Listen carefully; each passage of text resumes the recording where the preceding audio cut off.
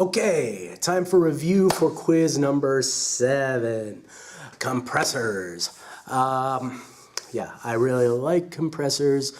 They are another one of these things that I feel like once I really got a grasp of it and understood what was happening and started to get some ability to use them, that it took me to the next step of my mixing, made it sound more better, more like what I was trying to get my recordings to sound like. Okay, but that said, the first thing to know about compressors is something that I've probably already tried to get into your brain, right, when we talked earlier this semester. Compressors reduce dynamic range, right? I make this motion all the time. It takes the loud part and the smaller part and brings it down so that the dynamic range, the distance, the volumes between the loud part and the quiet part is smaller. Okay, reducing the dynamic range. Good. The one of the controls, one of the things that makes a compressor work the way it does is called the ratio, the difference between the input and the output.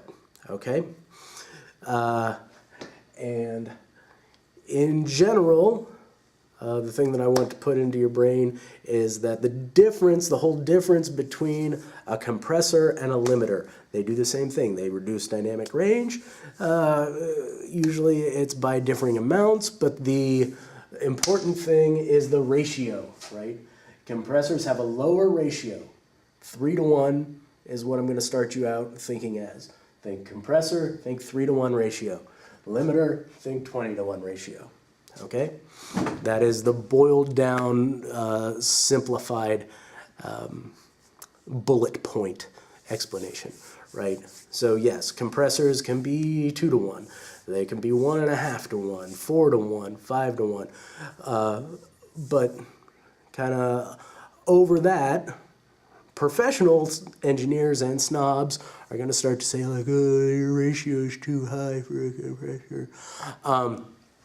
And then once you get up to like 20-to-1, it's a limiter, and everything above 20-to-1 is not going to make that much of a difference. And we can crunch the math in class. We probably did when I first talked about it, but yeah, I hope you see there why limiters are 20-to-1 or 100-to-1 are about the same. Anyway. Yeah, there's more. I'm sure there was more that I said about that in class, but this is just a review. Okay, the lowest ratio is 1-to-1. Okay, there it's not even technically compressing, right? Because the input and the output are the same. The dynamic range is no smaller. It's exactly the same. Okay, and then I generally talk about 4 controls that we have on a compressor: your attack, release, ratio, and threshold. So the attack is how fast the compressor starts to work. Okay? Release is how fast it stops working. The ratio, as we said before, is the difference between the input and the output. And lastly is the threshold. The threshold is the volume at which it starts compressing.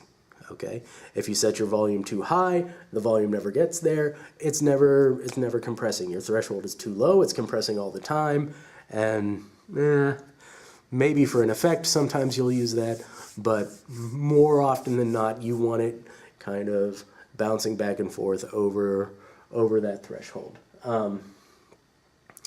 Good enough. So that's the basics of compression for quiz number 7. Thank you very much.